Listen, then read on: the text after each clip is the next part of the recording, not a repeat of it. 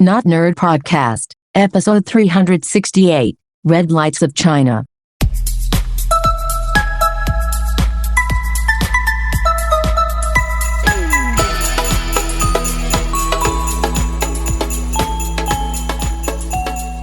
Welcome to the Not Nerd Podcast. I'm Nate Heath, and we are here to help you tech better. Here with me, as always, Mr. Dave Baylor. Ho, ho, ho. Happy holidays to you, Happy holidays. Yes, we are recording on the observed Christmas, Monday the 26th, which has thrown many people for a loop. Yeah, like everybody's off today. And so even myself, I was like, well, why won't you do it the next day? And my daughter's like, well, I work. And I'm like, what? It's Sunday. You don't wait. No. Oh, it's Monday. Monday. So I was confused, but yes. Yes, indeed.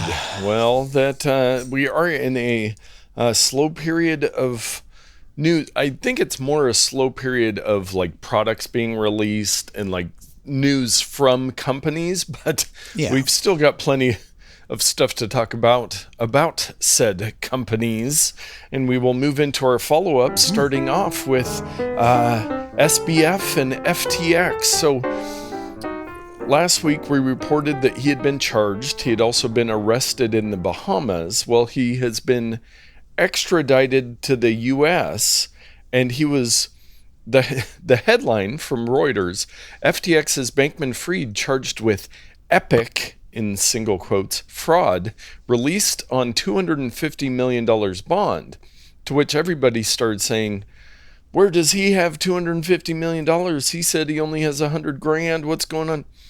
Well, it turns out that, and I was listening to a lawyer talk about this, that I think in federal court, you can have like a promised bond. So basically his parents put up their $4 million house.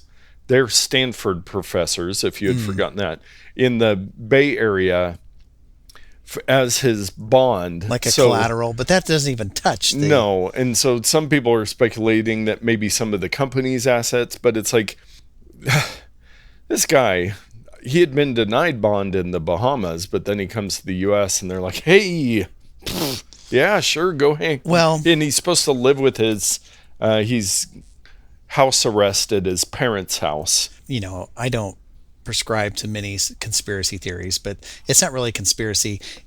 He's one of the club. Yes. The club is the rich people. Yes. So that's why this is happening. Yes. He's got his get out of jail free card, which is a lot of money. Yes, so yes, it operates different for him, and with all his political donations, which if he smoked marijuana, that guy would be in federal prison, like never on death row.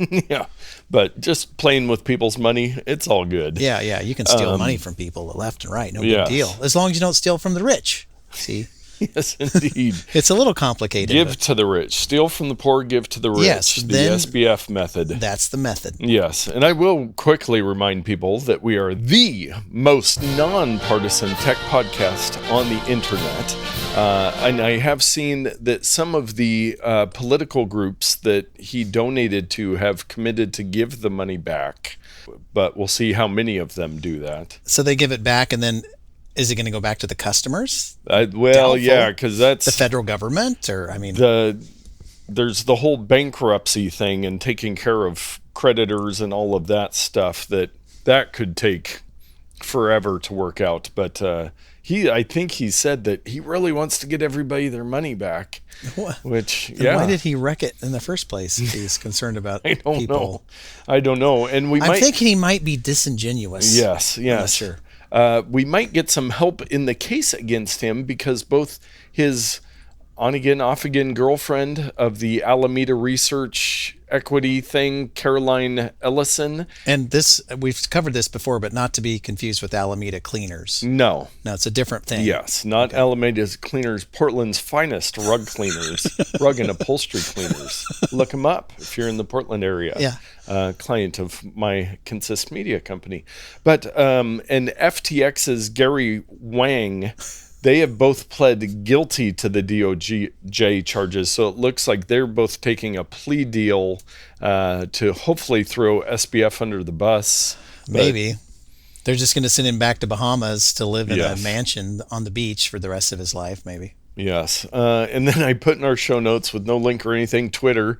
It's still, they're releasing Twitter files. There was more files released just yesterday, or I think it was this morning, about the U.S. government, different agencies telling Twitter how, like one of the releases, they would just, I think it was the CIA would just send like spreadsheets of Twitter users that they wanted banned off the platform for various reasons. And it's really interesting to see. There's not a lot of coverage of it in the mainstream media, but they're doing a lot of research and finding a lot of stuff. And it seems like every 3-letter agency in the US had open channels to Twitter to tell them what they didn't want seen on there. So. Yeah. So that's really bad. Yes. That's not a good thing. There's kind of this First Amendment thing that is supposed to protect against that. Yeah.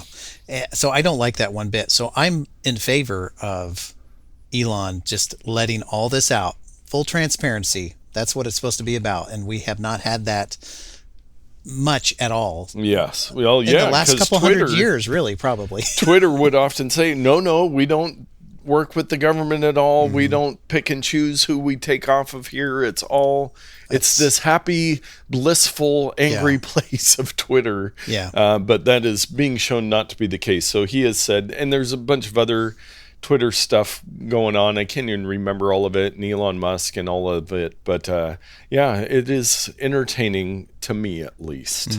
Well, at least, I mean, the 42 billion dollars or whatever.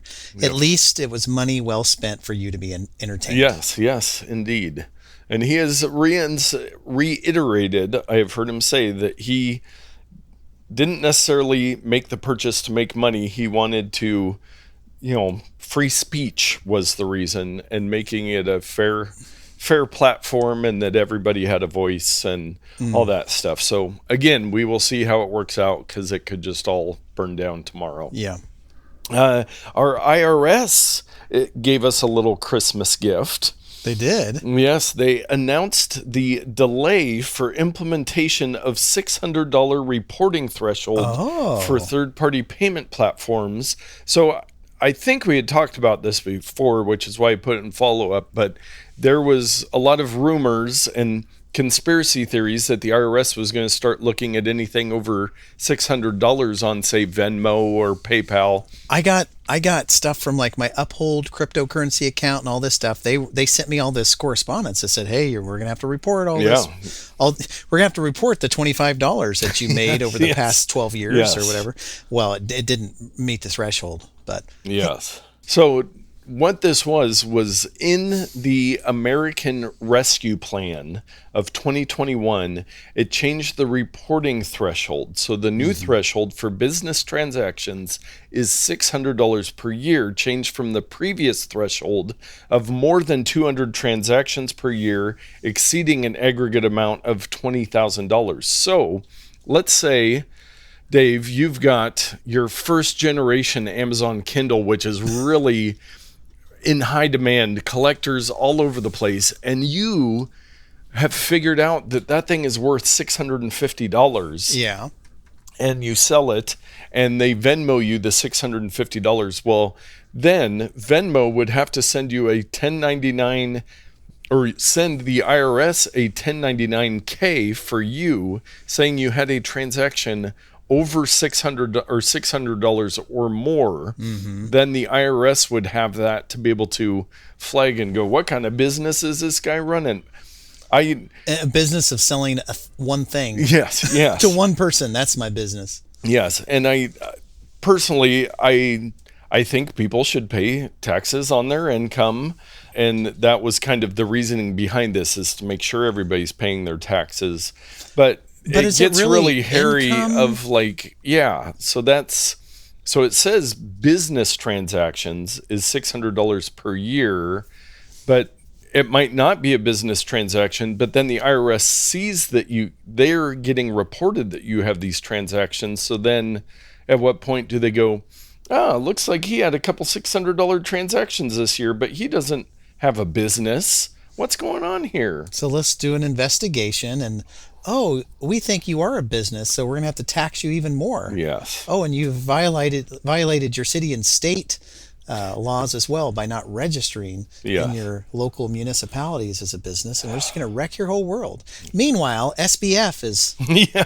living Stealing with his parents. billions of dollars. Jeez. Yes. It's so crazy. Yes. Well, let us move on to the next one. There was a story, and I think we've talked a lot about the AI created images and everything, but there was an AI created comic that could be deemed ineligible for copyright protection. So that all the images in the comic were AI generated, and this is from everybody's favorite website, CBR.com comic book. No, I'm familiar with that. I figured you would be. Yeah, so I think the problem is that it looks like it's starring Zendaya. Like the person in the comic book looks like an actress. So Yes. So AI art is suffering copyright defeat, which this is a weird discussion to have. Well, what happens if you don't tell people it's AI generated?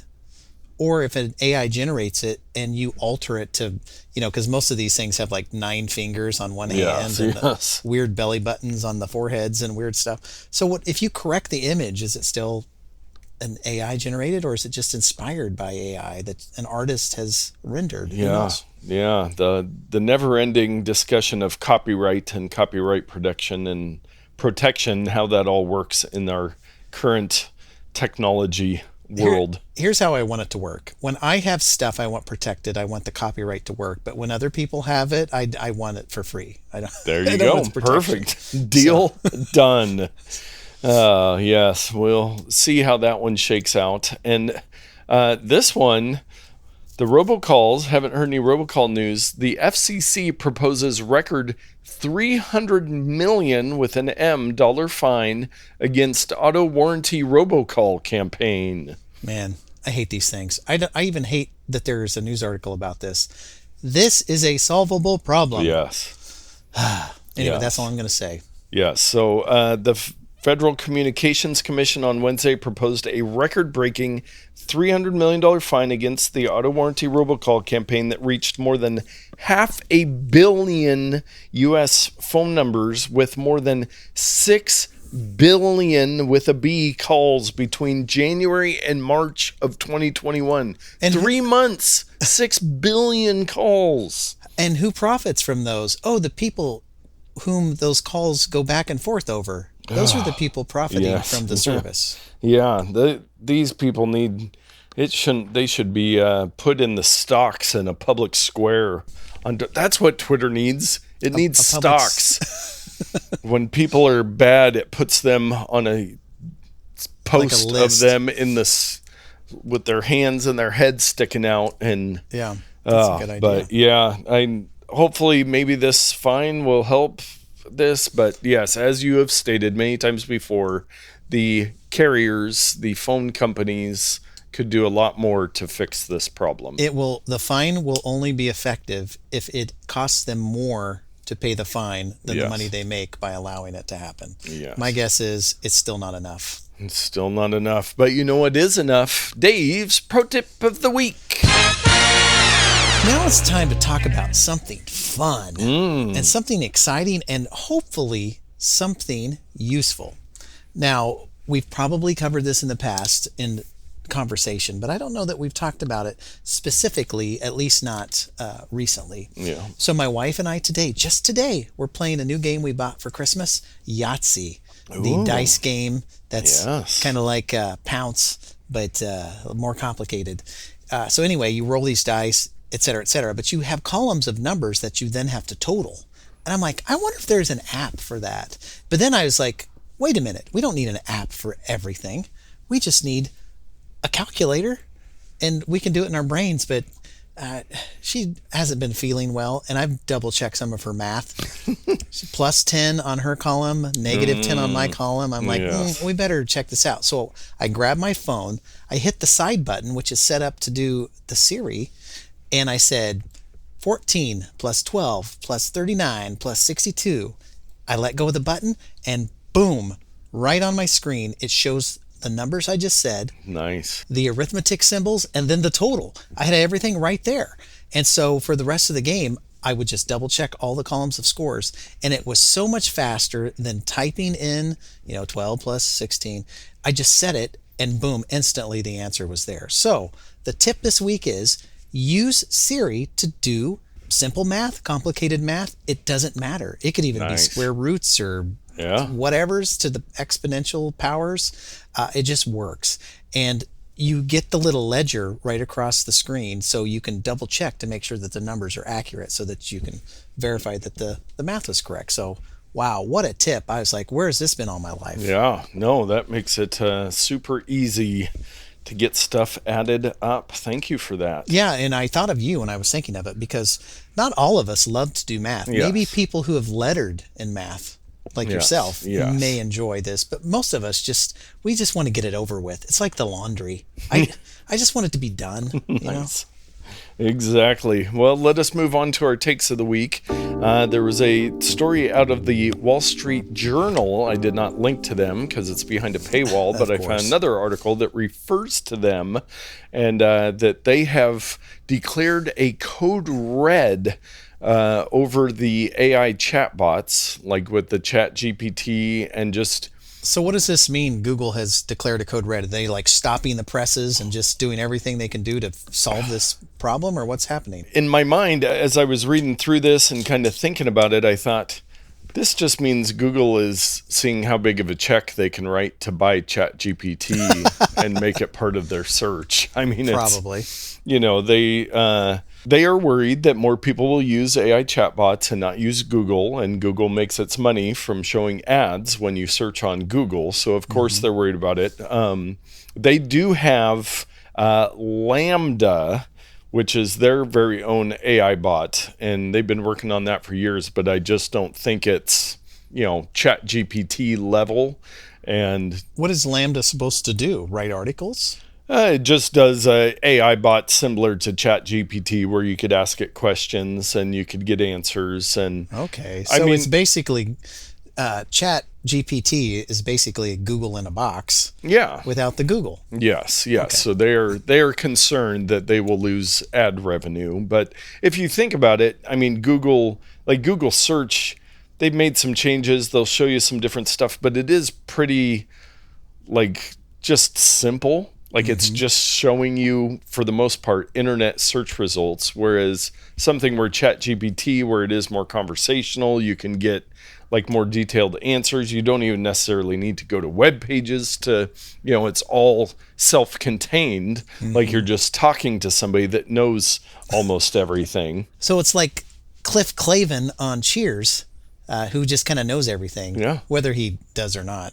Yes, indeed. He pretends like he does, which I think is what these AI chatbots are doing. But I have seen some more impressive stuff where people have asked it to write code and check code and all this stuff, and it can do it, but it can't do everything. That's what's got me so intrigued by this technology, where a layperson like myself can say, who maybe knows 10% about programming or 20%, just kind of the basics, can go, write me a script that does this and makes this result. And it throws together a bunch of code, and it's like, oh, okay, now this is a starting point for me to make something. Yes. So it's part of the DIY maker type thing where common laymen can create things. It's really quite fascinating. Yeah, very similar to WordPress for websites. You used to have to just write all the code, but with WordPress, put some blocks together. You can make things. So interesting to see another story that will continue to play out. So YouTube, there's been rumors. Start over. So DirecTV for many years has had the NFL Sunday Ticket. Well, their contract was coming to an end, so there's been rumors over the year of different companies buying it, and Apple was rumored to add it to Apple TV, but that's it looks like YouTube will be paying roughly $2 billion with a B dollars a year for NFL Sunday Ticket. Wowzers.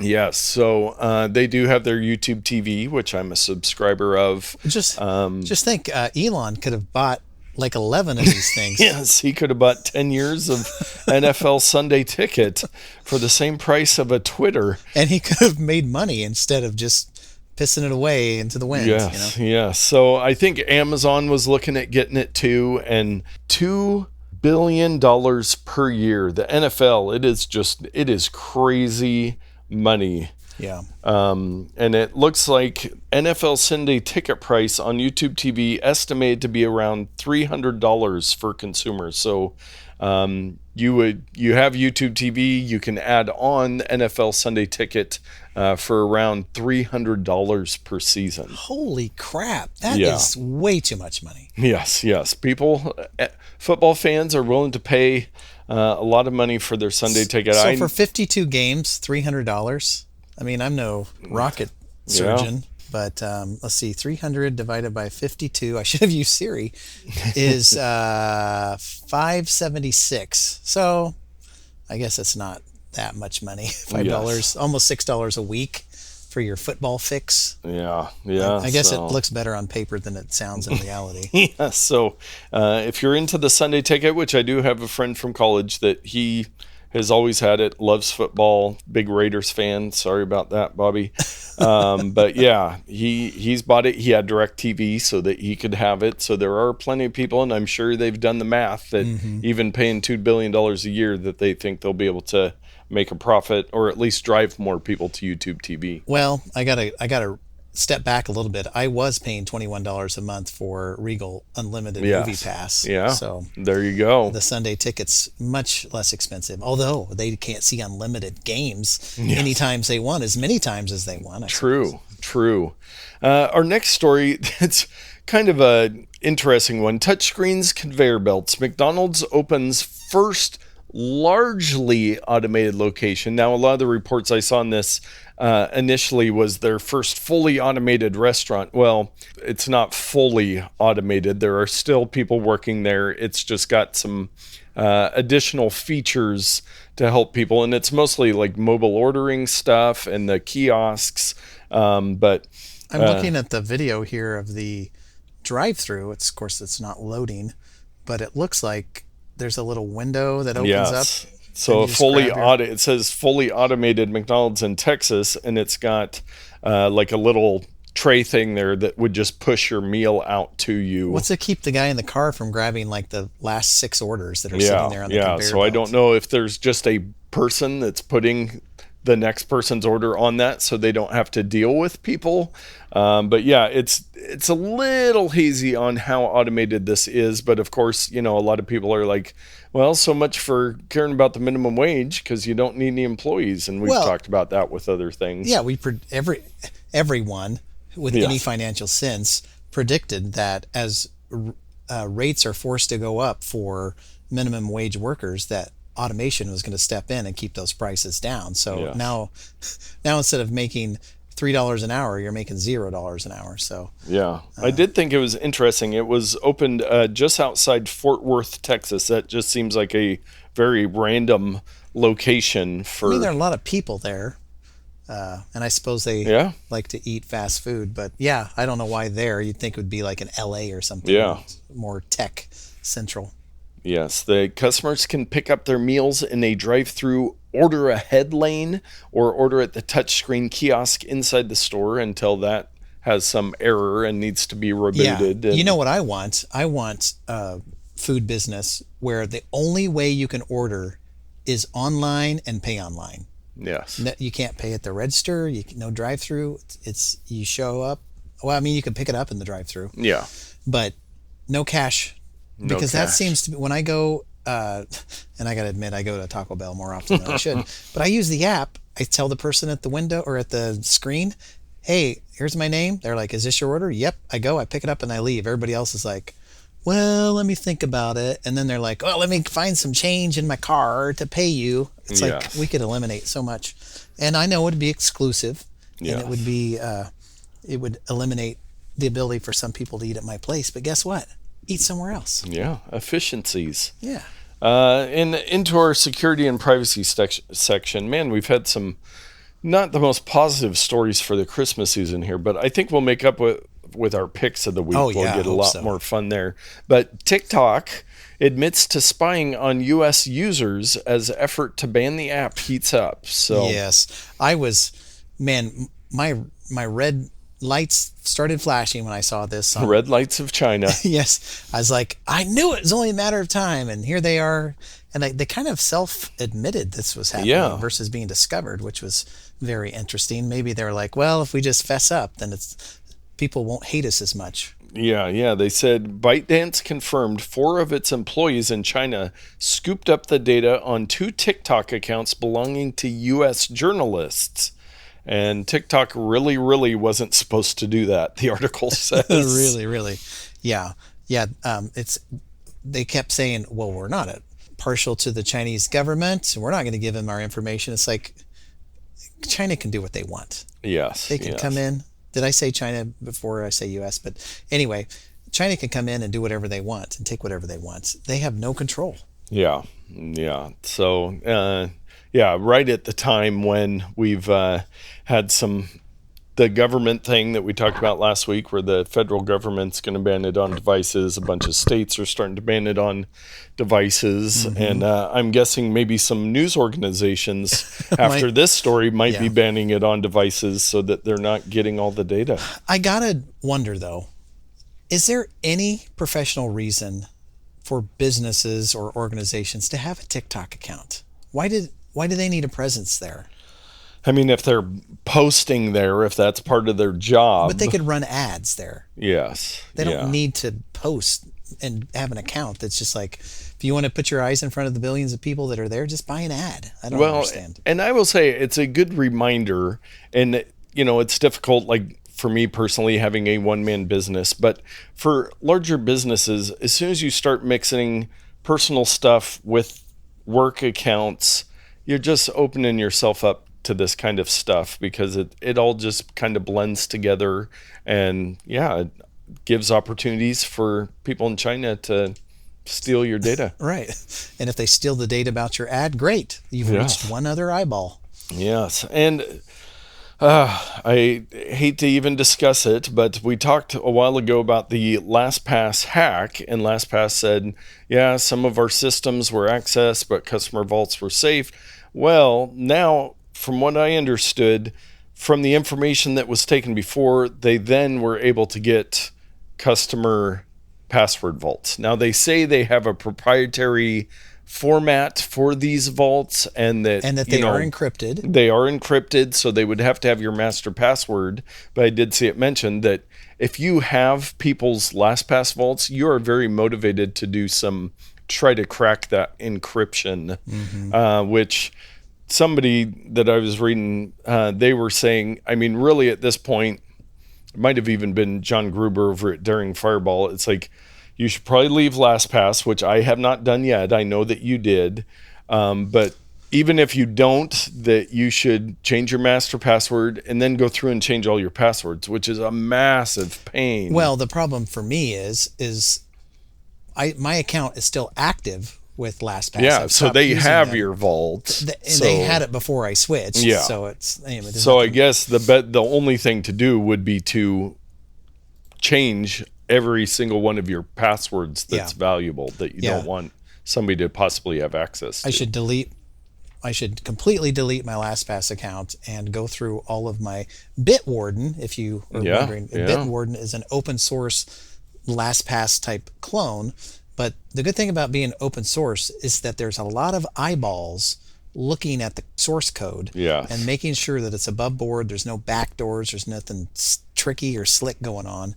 Not that it's not vulnerable to the same type of attacks, but it's less likely that it's going to happen. Yes. So I have to imagine that moving forward, LastPass will be better, but at the same point, I do not blame anybody for moving away, and I have not decided yet if I'm going to or not. And I've gotten a couple clients signed up with it, and it's very frustrating to have this kind of thing happen, but it happens all the time. We talk about something happening just about every episode. So, and put my conspiracy hat back on. Many of these things are preventable, just like the phone calls that we get. Yeah. But I have a feeling that the government really likes to have some open gateways and back doors into some of these big companies that store all this stuff. Yeah. And I wouldn't be surprised if one of those back doors got compromised by a bad person that was supposed to be just for the governments to use, and now everybody's at risk. Yeah. But that's a conspiracy. Yes. So. Well, let us cleanse our mind before we get our picks of the week and some better stuff with our bonus odd take of the week, which is just pure mindless fun. Awesomeness. Yes. It is found at oimo.io/work/bubbles. And you open up the webpage and you have a very simply drawn, it's like a little fan. And then you have a bubble wand, and then there's a pointy, like needle. And you just start blowing bubbles, and you can pop the bubbles on the pointy needle, or you can angle the fan to blow the bubbles other directions. Or you can just let the bubbles accumulate and then drive your needle around and just pop them all at once. Yeah. So it's kind of like a little fidget toy. Yes, it is. A little fidget website, which... It's totally unrealistic, though, because I put the needle in the fan, and it didn't break the fan. Yeah. Jeez, what fun is that? I know. But yeah, you can move all three things. Oh, you can even grab the bubble wand and make nice long bubbles. Yeah, and you can reverse the fan so it's not even pointed towards the bubble wand, thing. And you can just see a fan blowing nothing. But yes. I prefer to have the bubbles coming out. Yeah, so oimo.io. I think that's a new one on our thing. Oimo.io. Yes, and it looks like I'm trying to see if they've got some other. Looks like maybe their website isn't working exactly as you would want. It looks to be Japanese, or at least everything is also in Japanese. I've got the website here. There's the Works tab. Yes, but is it showing? Oh, there we go. It wasn't loading for me before, so it looks like they've done a bunch of different. Oh, these are some future. Types. These are future. Ooh, I see a Othello on there. There's a water toy that shoots water everywhere. Yes. So we might hear of oimo.io again in the future. Yes. Yes. But what we're going to hear about right now are picks of the week. Well, as we mentioned before, it was just Christmas. Yes. And for those who celebrate and enjoy Christmas, part of that is gifts. And I'm a little manipulative because I said to my wife, hey, on December 26th, I'm going to be purchasing this item. Wink, wink. And so I sent her the link and everything. And behold, on December 25th, I open it up and there's the item. I don't have to buy it now. Nice. Because she bought it for me. Direct threats. I like it. I'm going to buy it with or without you. But it's something that I can really use in my daily life at work and at home. And a small side story. I don't have a jingle for that. But years ago, before we were married, my wife bought me a similar item to this, among many other gifts, and her car was broken into. Hundreds of dollars worth of gifts were stolen out of her car. And so I did not get the gift because we were poor back before we were married, and we're still poor. Yes. What have we gained? I guess we've been able to afford this product now. But this is, without further ado, the Leatherman Rebar multi-tool. Ooh. And the Rebar is the model of a Leatherman. Yeah. And my friend Daryl at work has one, and I'm always borrowing it constantly. I'm like, I need a screwdriver, I need a knife, and so I said, you know what? I'm just gonna buy one of these. But then I was like, well, Christmas is coming. Yeah. It's retails for about $80, which is nothing to sneeze at. But this multi-tool has like a wire cutter, and you can even remove the wire cutter blade because you're cutting big baling wire or something like that. It's going to wreck the blade. So it's replaceable.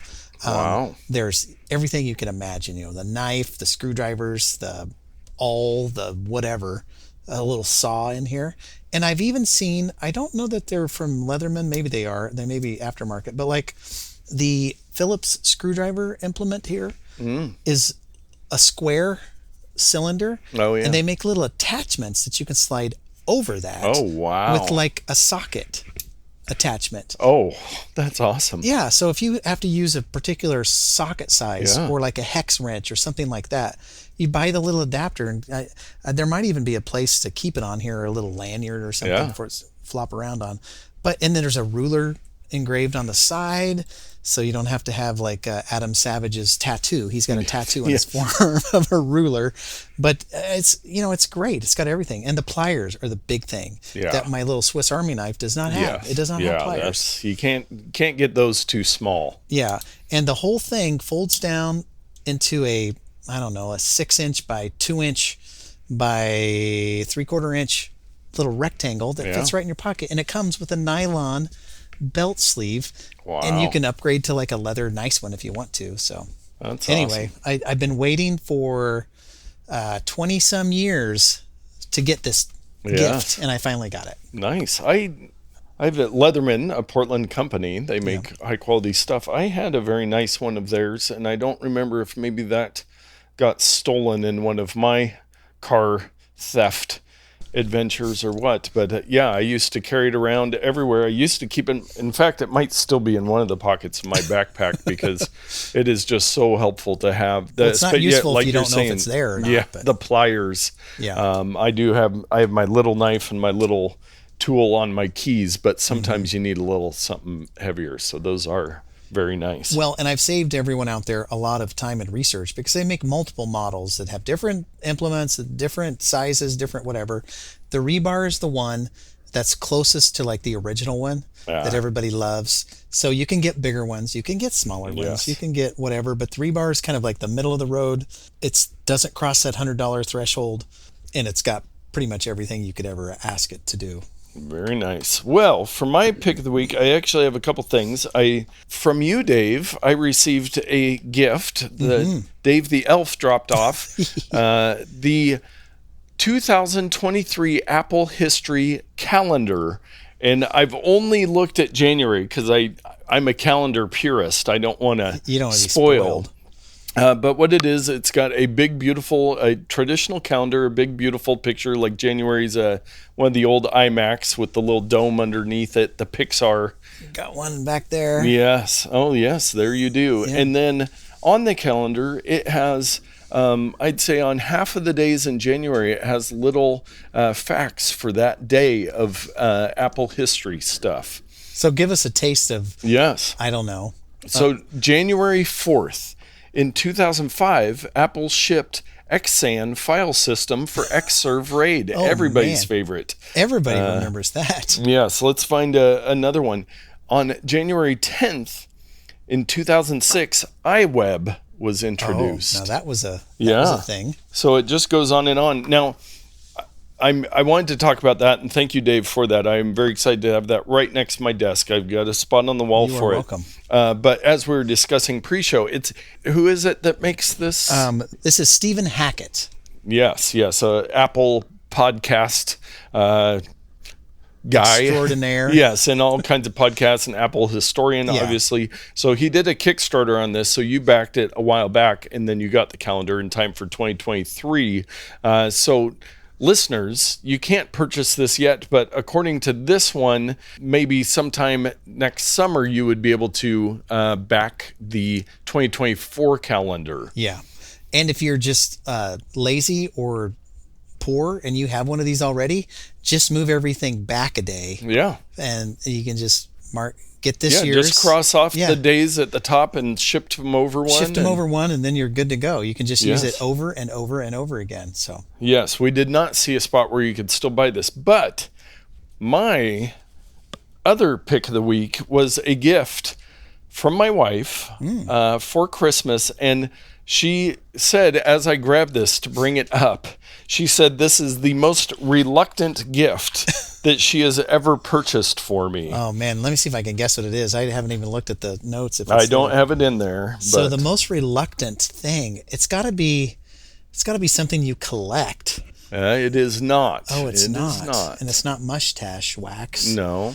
Stocked up on that. Man, it's a cable of some sort. It is not. I have no idea. Yes. Well, I will read the Amazon title to very lengthily spell it out for you. You better get a big breath. Earwax removal endoscope, Otoscope, earwax remover tools scope with 1080 FHD camera, 6 What? LED lights, wireless connected, compatible with iPhone, iPad, Android, smartphone, and tablets No. in white. No. Yes. No, I don't want to be seen. You better not be giving me snapshot pictures of the inside of your ear. So I could send you some. So what it is, it's a little, it word. looks the size of like one of those pen flashlights that you used to have. Yeah, or like electric toothbrush. Mascara or something. And then it's got a little metal part. And then at the top, there's my what's at the camera is auto-focusing on my face. What's the tip of the wand? So there's a camera, and then there's a little light, and then there's a little rubber scooper at the top. This is disgusting. So what you do, you download the B-Bird app to your phone, and then you turn it on, and it uses Wi-Fi, so you connect to the B-Bird Wi-Fi. It doesn't even use Bluetooth, huh? Okay. I think maybe they have a Bluetooth model, but I think Wi-Fi is a little cheaper for them. Yeah. So Are you going to do a live demo here on tape or what? I can show you. So it'll be a little blurry for the camera there, but you go in there, and what I learned immediately is that I have way more hair in my ear. I'm going to save you the pain of going all the way to the eardrum. I'll go to the upper curves. But it is an amazing picture. You and I have this is too intimate for us as friends. I've seen more of you in the past 20 seconds than I have my entire life. It is pretty amazing. And the camera quality is great. And you can go in there and you can look for earwax, and you can scoop it out with the little blue scooper spoon. Oh, my word. I was very impressed there's really not a whole lot of wax. You can get all the way in there, and you can see the eardrum. Dave, I'm going to give you Okay. Let's see what your eardrum is. We don't need a doctor anymore. We just do it at home by ourselves. Yeah, so there's my eardrum. It looks like it might be ruptured. Have you been listening to loud music? No. Never. But no, I like to have clean ears. That's amazing. I don't get a ton of earwax, but I had seen this thing on Amazon, and it was one of the few things where I was able to control myself and Put it on my wish list, so my wife would reluctantly buy it for me for Christmas. But I've used it several times. My wife and daughter are not big fans of it. I was very diligent this year, and probably about 3 months ago started a wish list. Yeah. I built it, and nobody in my life was interested in receiving the link. Oh. So I told my wife about it. She's like, Yeah, that's a pro tip. Using the Amazon wish list. We keep one for Isla for whenever somebody's wanting to buy her a gift. Whenever she sees a toy she likes and we're not going to buy it for her, we just add it on the Amazon wish list. Chelsea and I both keep one, and mine, again, is usually pretty short because I typically buy everything. But Dave, so it comes with this, and it charges USB micro on the bottom. Okay. It says 365-day warranty. It's got 5 of the extra tips. Or otherwise known as 1 year. Yes. It's got 5 of the extra tips, and it also came with some metal ear cleaning tools. The trick is to put your hand behind the product, I think, so you can see. Yes. Yeah, but So on Amazon, this product, it's the #1 bestseller in lab handheld digital microscopes. 4.5 stars on 8,690 ratings, my friend. I am not alone in my love for looking inside my ear. And it also has I don't understand it, but in the app there's like a acne mode or something. But anyways, Dave, what would you pay for this endoscope, otoscope? So this is completely outside my wheelhouse. Yes. Like 100%. It was outside of mine as well until I happened to see it on Amazon one day. I very much doubt this is a plus $100 product. I very much doubt that. Also, I very much doubt that it's less than a $20 product. It's got to be somewhere in the middle. And so I'm going to pull out my powers of deduction, and I'm going to say $49.99, and I might be low. $29.99. Are you kidding me? And if you go now, Dave, there's a 20% coupon. I would have paid $50 for something like this. Yes, it's amazing. That's amazing. And 1080p FHD camera in this little thing. You know me, I'm enamored by cameras. I even buy ones that don't work very well and use them. I'm trying to think in my life besides my ear, what could it be used to like do products? You know those probe cameras they do? Like, yeah. Let's say you have a miniature village, a Christmas village or something. Could you drive it through there and get some cinematic footage, or is it the only problem is you don't have control over the light, and it's pretty near focused. It was fun, like going through my hair, like it felt like I was in Honey, I Shrunk the Kids or something. That's what I'm thinking. Some type of micro, like you're in the grass. I went up my nose a little bit in case you were wondering. I guess for your mouth, it would be really good if you wanted to see what was going on with your teeth. And but yeah, fun little product. Use it several times in the 30 hours that I've had it. Wow. And wanted to it's make paid that for a pick itself. of the week. So it's like $30. Yes. Okay. So, and there are other options on Amazon. I just got this one because I do see one here that's $100.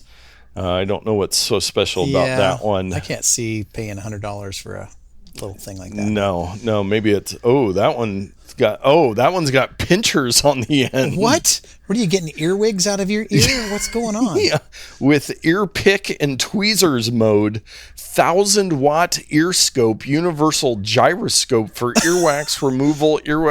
I might have to step up my game. What's the gyroscope doing? They have a $20 coupon on that one. I'm going to have to research that one more. But if you are looking for one of these, make sure you head over to notpicks.com, where we've got many of our picks, and I'm trying to get some more added. It's a little bit of a tedious process, but just a reminder, I did talk to Wes. He was very excited to get the book that he won in our first giveaway, but we've got the In Charge XL cable that you've still got a couple days. Head over to notpicks.com, leave a review on whatever product you see there, and if you're shopping on Amazon, go to notpicks.com, click through to give us a little kickback. That would be amazing. And we want you to use the affiliate link. It doesn't cost you anything extra, but it gives a little kickback to the show so we can continue to make this very fine content composed of ear cameras and Leatherman tools. Yeah, it doesn't get much better than the ear camera. Well, they're kind of related because my Leatherman tool can virtually do the same thing. Yes, without the camera. Yeah, I mean, it's a little more invasive, but it would work. It would work to clean out your ears. Well, with that, I think your ears need to be cleaned out, dear listeners. So we will wrap up this episode. Thank you so much for listening. Share it with a friend. Head to notpicks.com and get out there and tech better.